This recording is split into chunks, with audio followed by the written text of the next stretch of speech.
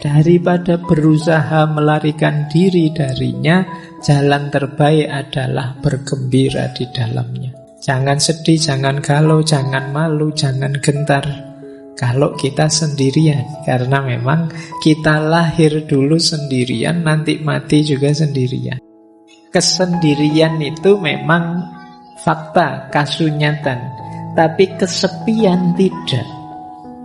Kalau engkau merasa kesepian saat kamu sendiri, engkau ada di perusahaan yang salah. Engkau ada di frekuensi yang keliru, channel yang keliru. Harusnya sendirian itu asik. Kamu dapat fasilitas sendirian kok malah stres, itu gimana? Harusnya kamu nikmati, justru asik. Mengaji hening bersama Dr. Fahrudin Faiz. Mari kita simak. Jadi ada dua istilah yang terkenal sekali kalau dalam bahasa Inggris, yaitu loneliness dan solitude. Ini dua-duanya artinya kesendirian, kesepian, tapi maknanya berlawanan. Jadi loneliness itu kesannya agak negatif, kalau solitude itu positif. Jadi sendiri yang positif dan sendiri yang negatif. Sendiri yang negatif itu kita menyebutnya kesepian. Kalau sendiri dan kita kesepian itu kan tersiksa. Kesepian itu di situ saya tulis bagian dari yang kita rasakan saat sendiri. Ada loh orang yang sendiri tapi tidak kesepian. Biasanya memang dia senangnya sendiri. Makanya saya sebut itu di situ ada istilah menyendiri. Menyendiri itu memang orang yang dorongan jiwanya ingin sendiri. Jadi ada loneliness, ada solitude. Itu saya ambil dari Paul Tillich, teolog filosof. Dalam bukunya The Eternal Now. Jadi apakah kesendirian itu menyakitkan, Pak? Kalau loneliness iya, tapi kalau solitude tidak. Nanti kita akan paham bedanya apa. Jadi kalau pakai istilah bahasa Inggris ya, ada alone, ada lonely, ada solitude. Alone itu sendiri. Sendiri itu fakta. Banyak orang yang tidak mau aku sendirian, tapi faktanya sendiri. Kenyataan hidup itu alone. Pak, saya datang ngaji sendirian. Nah, itu alone. Tapi kalau Pak, saya datang ngaji kesepian saya, Pak. Nah, itu rasamu. Nah, Pak, saya datang ngaji memang ingin duduk di pojok biar tidak terganggu. Nah, ini menyendiri namanya. Nah, bedanya di situ. Ada orang yang sendiri dan tersiksa, ada yang tidak. Jadi ini bedanya ya, sendirian dan kesepian. Kalau ada temanmu, kamu sendirian enggak? Oh ya sendirian, tak temani ya. Enggak mesti dia senang kamu temani. Karena kalau dia pas sendirian dan dia sukanya memang sendirian, kamu datang dan menemani, itu dia terganggu. Alah, kamu malah menemani, ini makanan mesti jatahnya harus dibagi. Nah, iya, mesti setelah ini minta hotspot mesti. Setelah ini, iya kan? Nah, kamu malah ganggu. Wong dia sendirian nyaman kok, kamu malah datang pengen menemani. Kecuali dia kesepian aku. Nah, butuh teman, itu baru kamu hadir menemani. Jadi ini kalian harus paham istilah-istilah dan situasi ya. Jadi orang yang sendiri itu tidak mesti kesepian. Karena memang kadang-kadang ada orang yang memang berupaya menyendiri.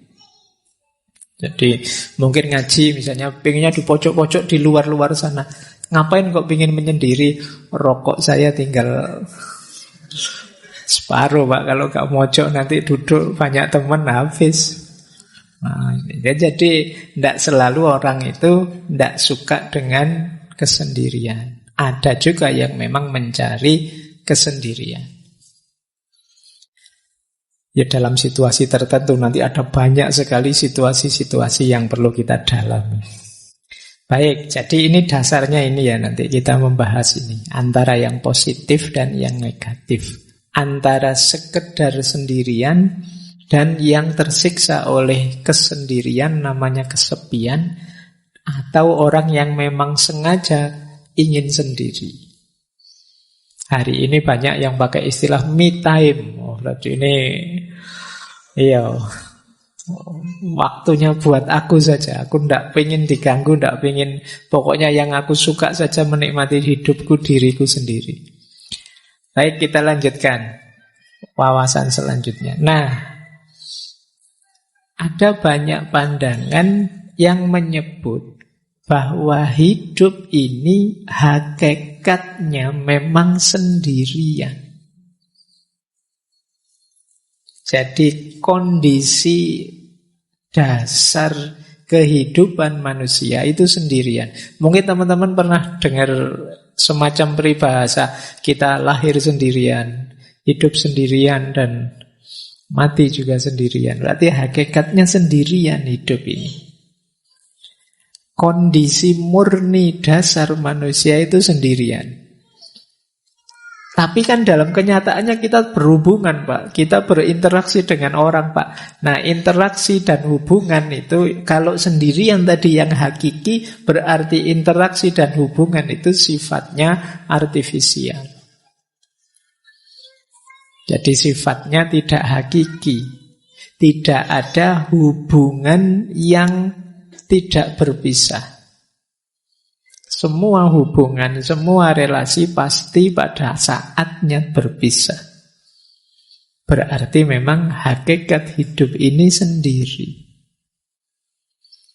Maka teman-teman tidak perlu malu, tidak perlu gentar kalau kamu sampai usia sekian kok tidak punya pasangan, sendiri saja. Loh, ini yang hakiki justru seperti ini. Jadi hakikatnya hidup itu justru ini. Nah, makanya di situ saya kutip ya, ini kalimat dari Osho. Osho ini seorang tokoh filosof spiritual mistik India, punya aliran namanya Rajneesh. Kapan-kapan kita bahas beliau, seorang manusia spiritual. Judul bukunya menarik, The Sound of One Hand Clapping, suara satu tangan yang bertepuk. Itu lebih kesepian lagi itu. Ya, jadi tepuk tangan tapi tangannya satu. Kata Osho, kita lahir sendiri dan akan mati sendiri. Di antara dua kenyataan tersebut, kita menciptakan 1001 ilusi tentang kebersamaan. Yakni semua jenis hubungan, pertemanan, permusuhan, cinta, kebencian, dan seterusnya. Kita menciptakan aneka halusinasi hanya untuk menghindari fakta bahwa kita adalah sendirian. Namun apapun yang kita lakukan, kebenaran tidak dapat berubah, bahwa memang hakikatnya kita sendiri. Seperti itulah adanya. Daripada berusaha melarikan diri darinya, jalan terbaik adalah bergembira di dalamnya. Jadi, jangan sedih, jangan galau, jangan malu, jangan gentar kalau kita sendirian. Karena memang kita lahir dulu sendirian, nanti mati juga sendirian. Makanya tadi saya bilang ini lebih hakiki. Jadi kalau ada pertanyaan mana lebih hakiki, sendirian atau kebersamaan, lebih hakiki sendirian. Ini jawaban malam hari ini ya, karena minggu depan teorinya beda.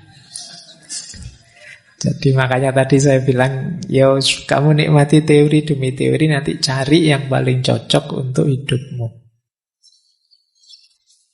Jadi di sini maka bisa disimpulkan kesendirian itu kalau bahasa Jawanya kasunyatan, kenyataan hidup. Nanti ada yang bilang, kenapa sih kok hakikatnya hidup itu sendirian? Karena kita ini menghidupkan diri kita, yang bisa memahami ya kita, yang mengerti kita ya kita. Tidak ada orang yang bisa memahami kita sampai detail, sampai level paling kecil. Yang sahabat paling dekat pun paling ngerti gambaran umum saja kita. Tidak ada orang yang begitu pahamnya tentang kita selain diri kita sendiri. Kadang-kadang kita capek-capek menjelaskan, temanmu cengenges-cengenges. Aduh, dicueki aku misalnya. Dengan rasanya kayak tidak dipedulikan. Kita kadang mati-matian untuk dihargai orang, dihormati orang. Tetap saja tidak dihargai, tidak dihormati. Sakit hati kita, rasanya kita disisihkan sendirian. Jadi kita hidup sendirian, kita lahir sendirian, dan nanti mati juga sendirian. Besok dihisab oleh Allah juga sendirian. Kalau bahasanya Al-Quran kan, wala taziru waziratun wizra ukhra. Tidak ada orang bisa menanggung dosanya atau bebannya orang lain. Yang kamu lakukan, kamu pertanggungjawabkan sendiri. Maka kesendirian adalah kasunyatan, kenyataan hidup yang tidak mungkin bisa kita bantah. Baik, kita lanjutkan ya. Ini alasnya ini nanti. Kenapa nanti kesendirian itu penting dan menarik. Nah, sebelum masuk ke teori, ini menarik. Ada orang yang punya dorongan jiwa atau kecenderungan jiwa untuk lebih suka sendirian. Kita menyebut orang semacam ini namanya orang-orang introvert. Dia lebih nyaman, lebih bisa menikmati hidup dalam kesendirian. Jadi ini mengingat tadi ya, ada solitude, ada lonely. Orang-orang yang jenis ini itu justru lebih nyaman dalam kesendirian. Kalau kita gelisah kalau sendiri, orang-orang semacam ini itu lebih senang sendiri. Hadirnya yang lain itu merepotkan saja. Nah, kita lihat ya, saya tidak tahu teman-teman ada di sini apa enggak. Saya menyimpulkan secara umum saja dari berbagai sumber. Coba dicek ya, teman-teman masuk introvert apa enggak. Ini dulu pernah kita bahas agak panjang di sesi psikologi, saya lupa itu.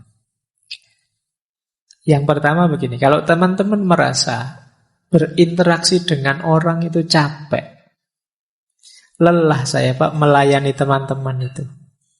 Nah itu kemungkinan kita ada indikasi ke sana.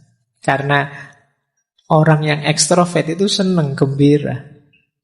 Mungkin capek tapi dia bisa menikmati. Tapi orang-orang yang jenis introvert ini, dia merasa, alah, berjam-jam saya harus melayani tamu sebanyak ini, bikin capek saja. Nah itu teman-teman kok tidak pulang-pulang toh, saya mau tidur, saya segera ingin main game, saya segera ingin main itu. Nah itu kemungkinan introvert.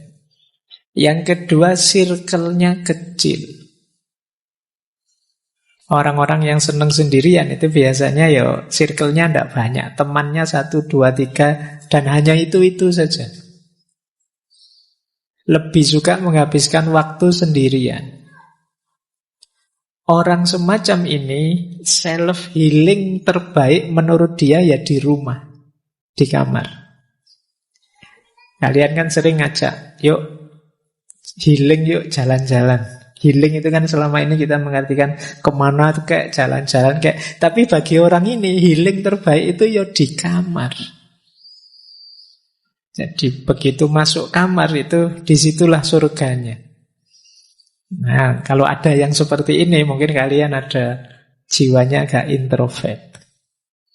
Jadi lebih senang di kamar saja. Kemudian tidak suka lingkungan yang berisik. Kalau ada rame-rame dia, alah apa sih itu? Tidak senang dia. Dan lebih tertarik dengan aktivitas-aktivitas sendirian.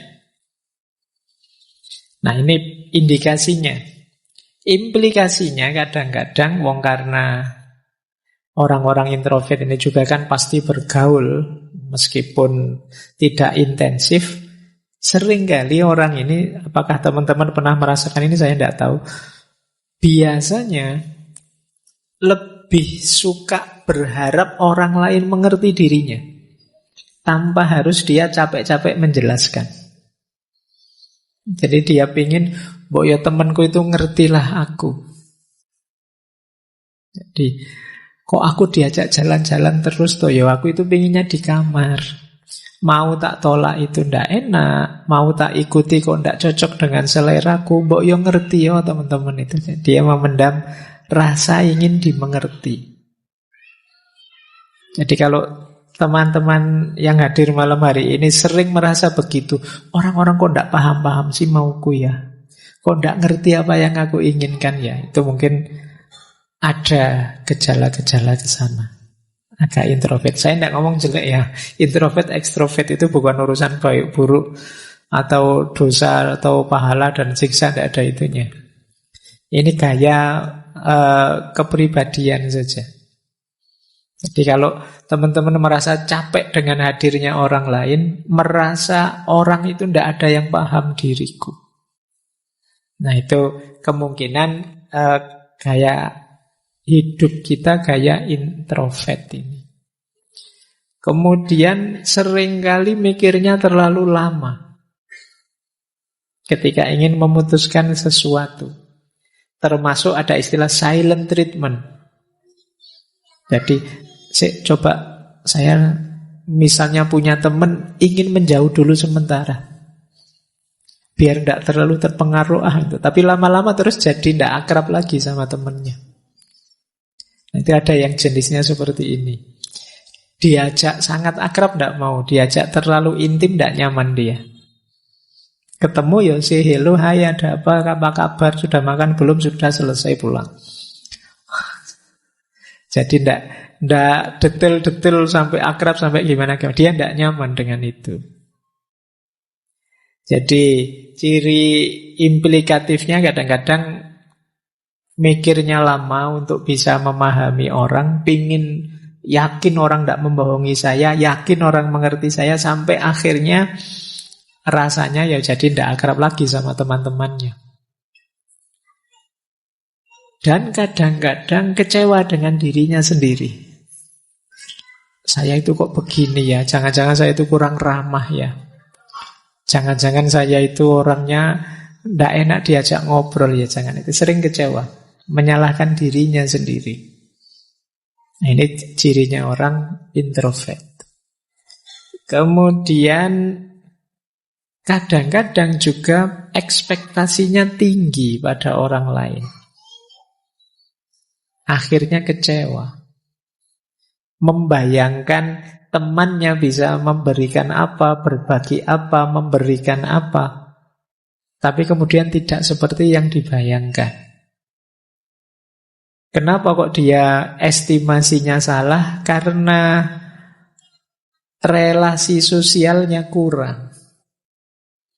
Sehingga kadang-kadang mungkin mudah ditipu orang, mudah dikecewakan orang. Dia tidak ngerti kalau orang gayanya kayak gini ini ya biasanya ngapusi. Oh kalau orang cengeng-cengeng kayak gitu itu tidak serius. Oh itu kan hanya yang akrab yang ngerti gitu. Kalian yang tidak terlalu intens dalam pergaulan di dunia sosial sering salah membaca. Nanti orang basa-basi dianggap serius. Mari mas. Oh ya, kadang-kadang wong itu cuma basa-basi kamu.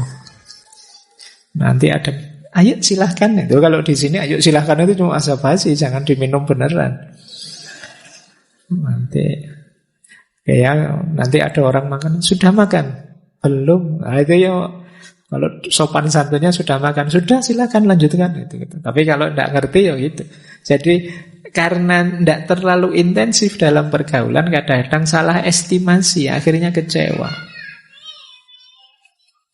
Ya mbok sekali-sekali mampir, itu basa-basi kamu mampir beneran.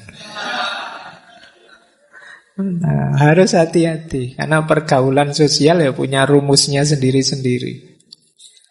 Ya. Nah, termasuk juga sering tidak enakan. Waduh, jangan-jangan teman saya marah ini. Waduh, jangan sering tidak enakan.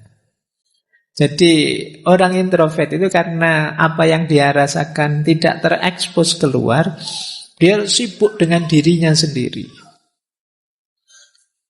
Jadi ini di antara cirinya.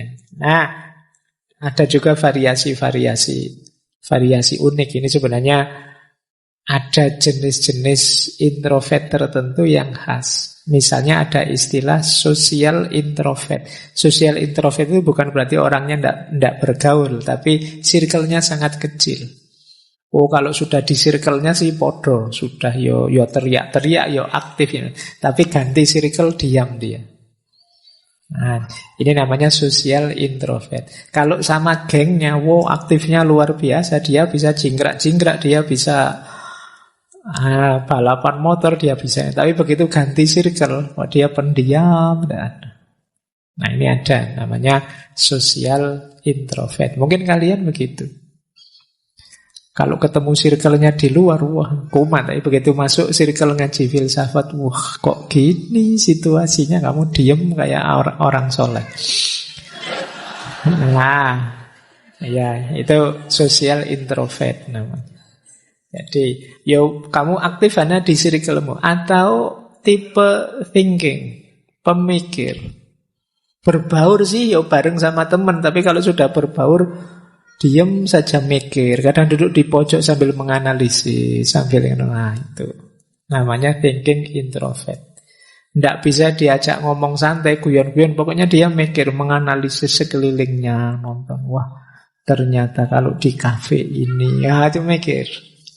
Apa yang dilakukan anak-anak muda ini ya, masa depan bangsa gimana ya kalau anak-anak ini. Jadi yang lain ngobrol sepak bola, ngobrol K-pop, ngobrol apa, dia mikir masa depan bangsa. Nah itu akhirnya dia diem terus mikir, ya Allah ini nanti di akhirat gimana kalau ditanya malaikat ini ya mikir. Nah, itu tipe thinking introvert. Ada yang jenisnya anxious. Anxious introvert itu orang yang cemas terus. Ya berinteraksi dia, tapi setelah berinteraksi terus dia bingung, aku tadi salah ngomong enggak ya? Teman-teman cocok enggak ya dengan gayaku? Komentar apa ya kira-kira teman-teman tentang yang saya lakukan tadi? Ini anxious, kamu tiap hari khawatir dengan itu. Jadi ini menurut gengku aku kayak gini, ini cocok enggak ya? Sesuai enggak ya? Nah, ini namanya anxious. Kamu khawatir terus, khawatir salah, khawatir keliru, khawatir menyakiti, khawatir. Sehingga kecenderungannya kamu terus lama-lama jadi sulit aktif. Atau ada orang tertentu yang restrained. Restrained introvert itu yang tertutup sih sebenarnya. Ya seperti orang introvert biasa, tapi lama-lama kalau sudah cair, oh itu dia sudah bisa terbuka, mungkin ngalah-ngalahi yang ekstrovert. Jadi awal datang itu pendiam, nggak ngomong. Besok ketemu masih diam, hari ketiga, wah cerewetnya ngalah-ngalahi. Itu restrained introvert. Baik, ini tipe-tipe orang yang bisa menikmati kesendirian. Mereka lebih nyaman kalau tidak bersama orang lain. Jadi orang lain mungkin bagi dia sifatnya mengganggu saja atau sekedar kewajiban-kewajiban. Kewajiban sosial, kewajiban budaya, kewajiban agama. Tapi bagi dia lebih nyaman kalau tidak ketemu saja. nyusahi saja kalau ada orang lain itu. Nah, itu bisa begitu. Kalau bahasanya Sartre itu mungkin hell is other people. Orang lain itu neraka bagiku. Tadi tidak ada orang lain, santai-santai. Begitu datang 5 teman ke kamar kos, sudah nge-lag sudah sinyalnya. Ini gara-gara ada mereka ini. Jadi ini gambaran tadi ya. Ada orang yang kesendirian itu memang dorongan jiwanya. Kita kan selama ini sering punya tesis manusia itu makhluk sosial. Tidak bisa hidup tanpa hadirnya orang lain. Tapi ternyata ada juga orang yang menganggap hadirnya orang lain itu masalah. Bikin repot saja, bikin ribet saja. Baik, ini satu perspektif ya. Saya tidak tahu yang malam hari ini hadir apa ada yang introvert atau tidak. Mungkin karena ini ngaji filsafat, mungkin banyak yang thinking introvert, mikir terus isinya. Tapi ya tidak apa-apa, wong ini memang forumnya belajar. Baik, saya lanjutkan. Jadi ada orang yang memang dorongan jiwanya, dorongan ingin sendiri. Nah, ada quote bagus dari Sartre, pasangannya Simone de Beauvoir tadi. Kata dia, kesendirian itu memang fakta, kasunyatan. Tapi kesepian tidak. Kata Sartre, if you are lonely when you are alone, you are in a bad company. Kalau engkau merasa kesepian saat kamu sendiri, engkau ada di perusahaan yang salah.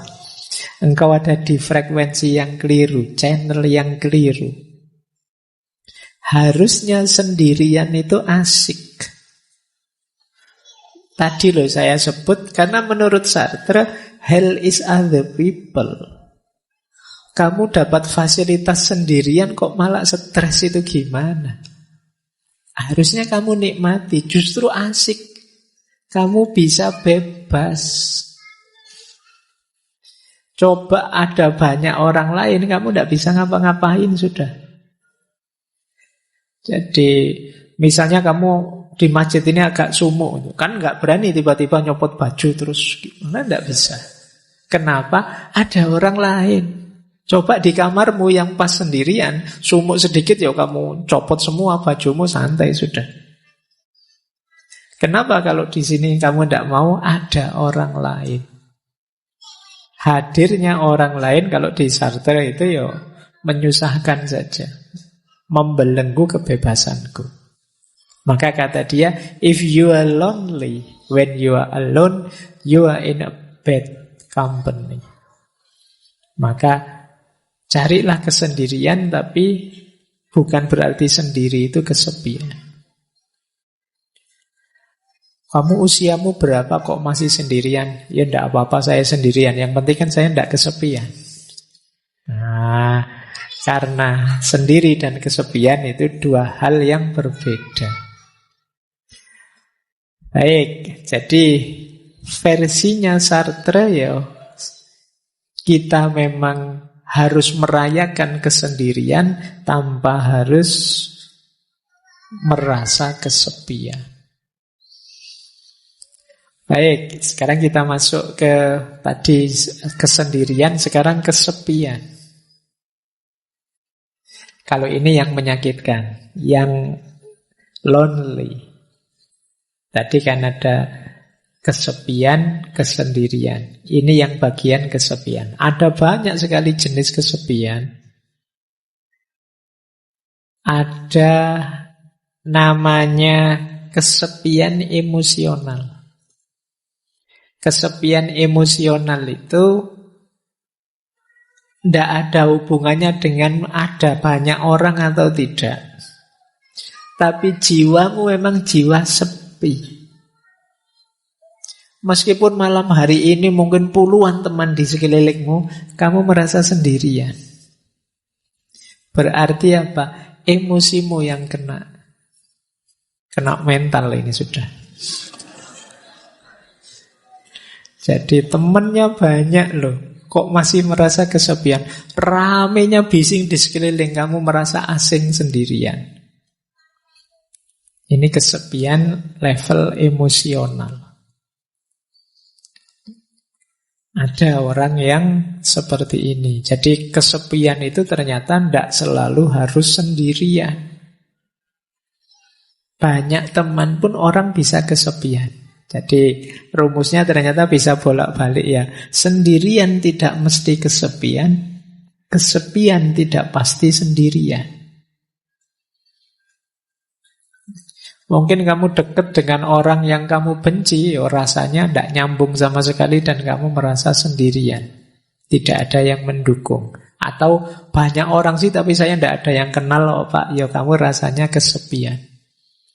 Mungkin kamu naik kereta atau naik bis itu, padahal bisnya penuh. Tapi karena kamu tidak kenal semuanya kan kamu diem saja dari Jogja sampai Jakarta, ya rasanya sendirian. Nanti kamu sampai di tujuan di Jakarta ditanya, ke Jakarta sama siapa? Sendirian. Padahal sak kereta itu ratusan orang jumlahnya. Tapi begitu ditanya sama siapa, ke Jakarta sendirian. Karena sebanyak itu orang tidak kamu hitung. Kamu menghitungnya dirimu saja yang tidak kenal dengan mereka semua. Yang kesepian jiwamu. Jiwa kalau sudah kesepian ya sebanyak apapun keramaian, sejumlah apapun orang di sekelilingmu ya kamu tetap merasa sepi. Ada kalanya sepi itu karena mungkin kamu kenal, kamu ngerti, tapi mereka tidak paham dirimu. Nah, itu kamu juga biasanya merasa kesepian. Yang kedua, ada kesepian sosial. Ini terjemahan saja. Kesepian sosial itu, kalau ini kuantitas. Semakin kecil jumlah teman ya semakin rasanya sepi. Semakin kurang jaringan sosial ya rasanya semakin sepi. Jadi ini kalau emosional tadi hubungannya dengan rasa yang ada di dalam, kalau yang sosial ini hubungannya dengan jumlah yang ada di luar. Wah, kok ngajinya malam hari ini sepi ya. Yang datang cuma 2 orang saja. Nah, ini kesepian level sosial. Jadi ada sosial, ada emosional. Ada eksistensial. Kesepian eksistensial itu ketika orang merasa bahwa aku sama sekali berbeda, sama sekali tidak sama dengan yang lain. Ini kesepian eksistensial. Di tengah-tengah orang misalnya, apalah kalian misalnya punya geng motor, semuanya pakai motor. Aku kok ngontel dewean yo, itu terus kamu merasa tidak sama dengan yang lain. Itu kesepian eksistensial. Misalnya sak kelas temenmu lagi party apa nyanyi-nyanyi, semuanya sukanya lagu barat, lagu Korea. Aku kok campur sari dewean ya seneng ya. Ini temenku kok tidak ada yang seneng didik kempot, tidak ada yang seneng campur sari. Asing sekali. Kamu merasa sendirian, beda dewe dengan teman-temanmu. Itu kesepian eksistensial. Jadi misalnya kamu kok kebetulan kuliah sak kelas isine kabeh, ganas kabeh, preman-preman kabeh. Kamu sendiri yang ke kampus pakai kopiah, pakai itu. Oh, itu kamu di kelas mesti kesepian. Tidak sama dengan yang lain sendiri. Nah, ini namanya kesepian eksistensial. Mungkin kalian masuk ke satu daerah yang di satu daerah ini alirannya apa semua sama, kebetulan kamu tidak sama, alirannya beda dewe. Kamu akan kesepian di situ. Itu namanya kesepian eksistensial. Misalnya kalian yang Biasanya ndak kunut subuhnya, masuk ke desa yang kalau subuh kunut. Begitu habis iktidal, imamnya bilang maunya baca kunut, Allahumma, kamu malah sujud. Nah, itu kesepian eksistensial itu. Kamu beda dewe aliranmu. Yang lain baca kunut, kamu sujud. Sama seperti sholat id, takbir 7 kali, kamu malah ya ruku, ya sujud. Yang lain cuma takbir loh. Nah, itu kesepian eksistensial itu namanya. Jadi baik, dalam hidup ini kadang-kadang kita mengalami ini. Bahkan ada kalanya pikiran kita tidak dipahami orang. Semuanya versi A, padahal menurutmu yang benar versi B, kalian akan merasa kesepian. Itulah kesepian eksistensial. Nah, 3 yang terakhir situasional. Ada istilah kesepian sementara. Kesepian sementara itu dalam kondisi di waktu tertentu saja kamu merasa kesepian. Saya kesepian, Pak. Kalau malam hari saja sebenarnya, Pak. Kalau siang enggak. Kalau siang temannya banyak saya, Pak. Nah, itu kesepian yang sementara saja. Ada yang kesepian kronis. Ini kayak penyakit ya. Kebalikannya kesepian yang sementara, yang transien. Ada transien, ada kronis. Kalau yang kronis ini rasanya sepi terus. Kalau tadi kan sementara. Kayak kalian baru putus itu loh. Itu kan kamu kalau bikin puisi, hidupku rasanya dipenuhi kesepian. Itu kesepian terus, itu kronis sudah. Jadi kamu situasi apapun yang kamu hadapi, kamu merasa sepi. Jadi beda dengan transien tadi.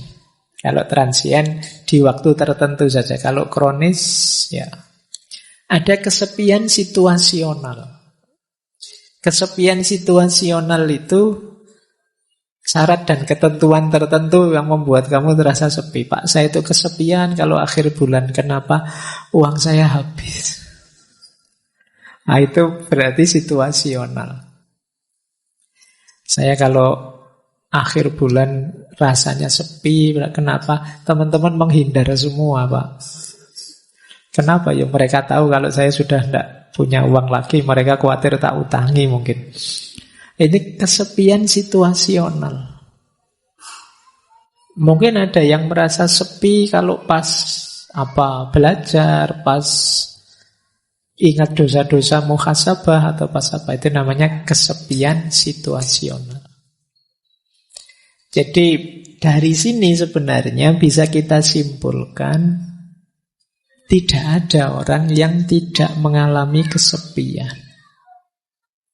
Setiap orang punya kesepiannya sendiri.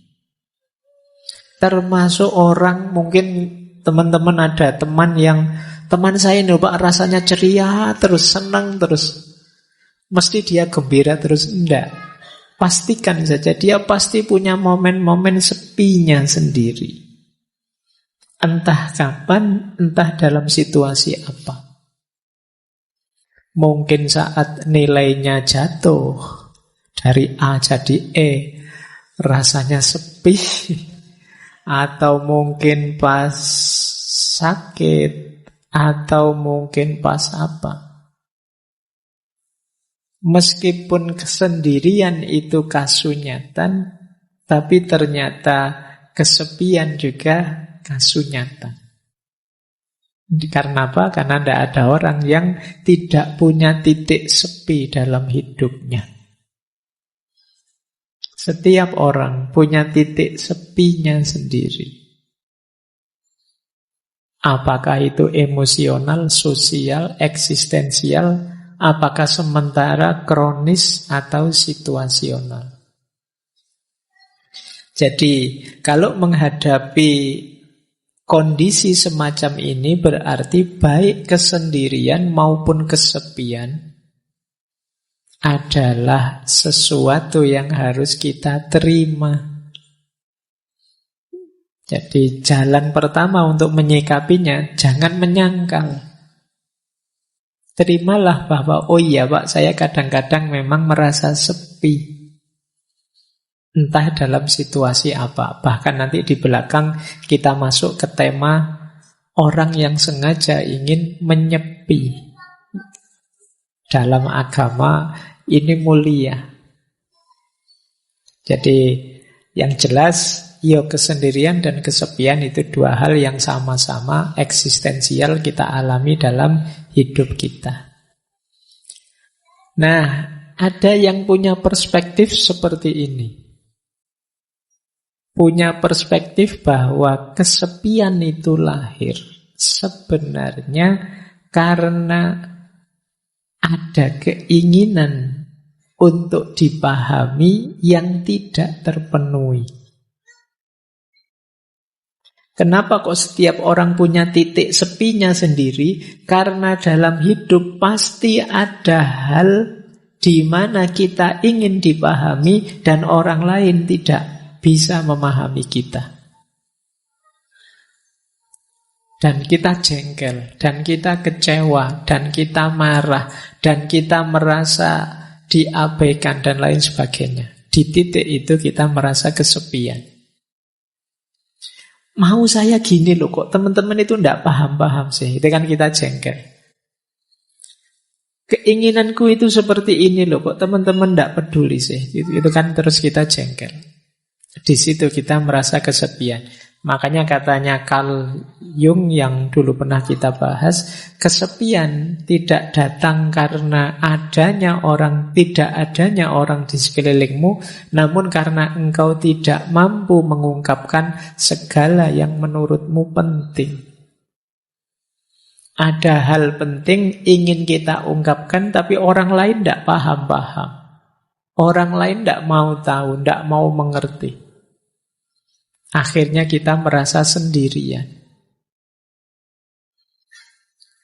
Dilanjutkan itu oleh Jodi Picoult, ini novelis Amerika. Kata dia, biar ku beritahu engkau, kalau engkau ketemu seorang penyendiri, itu bukanlah karena mereka menyukai kesendirian, namun karena mereka sebelumnya telah berusaha keras untuk membaur ke dalam dunia, dan orang-orang selalu mengecewakannya.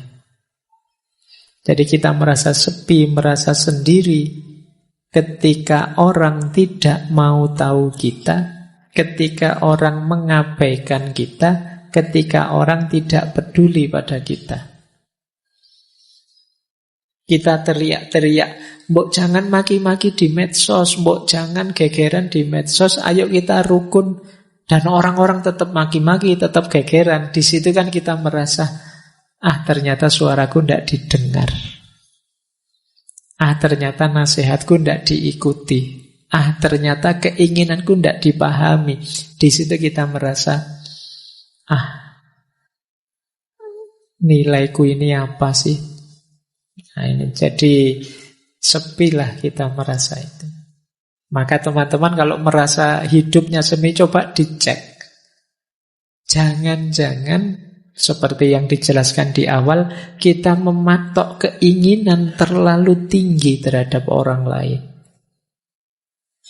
Kita ingin orang lain paham kita ingin orang lain suka pada kita ingin orang lain peduli pada kita ingin orang lain memperhatikan nasihat kita.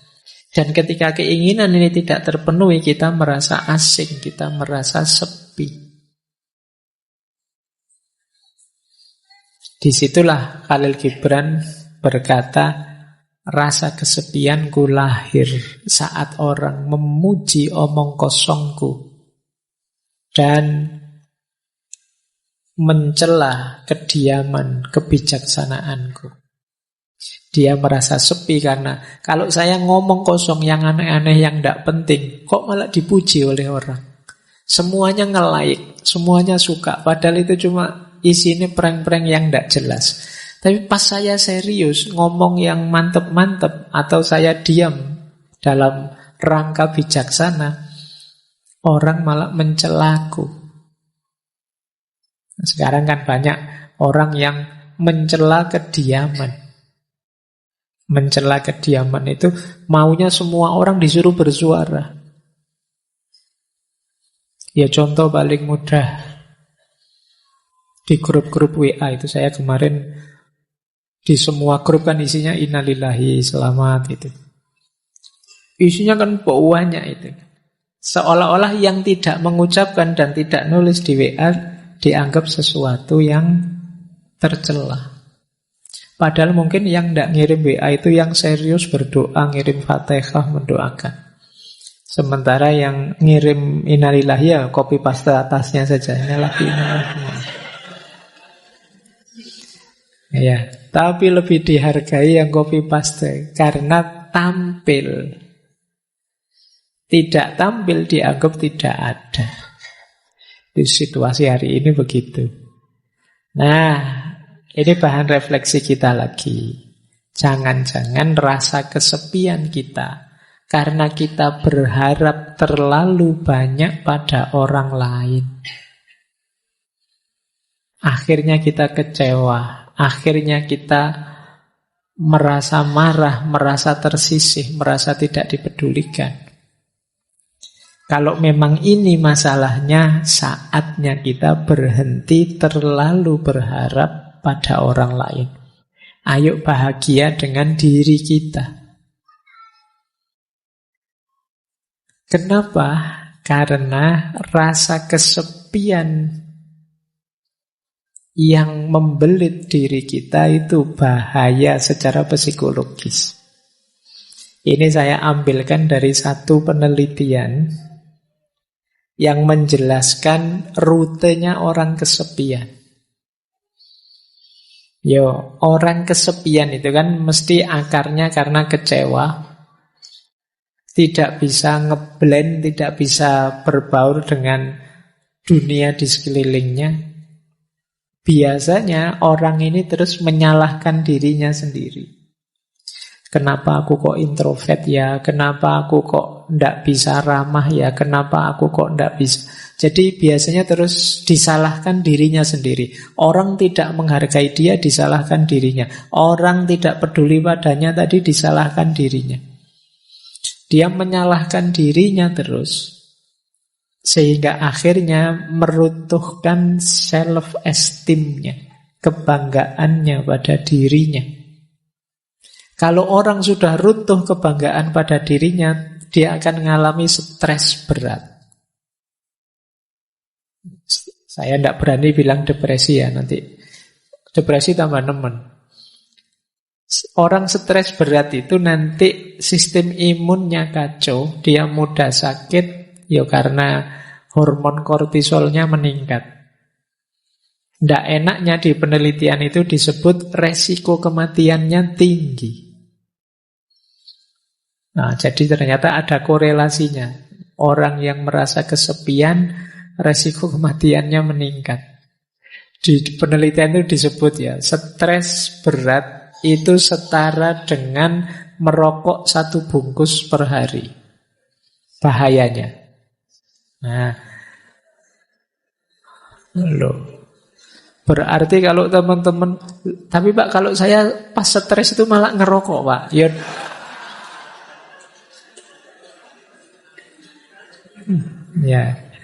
Ya wis bener, daripada bahayanya seperti ngerokok 1 bungkus, ya ngerokok saja sekalian 1 bungkus. Ya memang bahayanya itu. Atau dan lebih beresiko daripada obesitas. Dan lebih mempengaruhi kesehatan daripada orang yang tidak mau olahraga. Jadi ternyata efeknya bisa ke kesehatan. Meskipun tadi hanya kesepian. Sepi, menyalahkan diri sendiri, stres, dan mati. Resiko kematiannya tinggi. Oke, baik. Semoga teman-teman yang sedang sendirian tidak kesepian. Kalau kesepian, jangan selalu menyalahkan diri sendiri.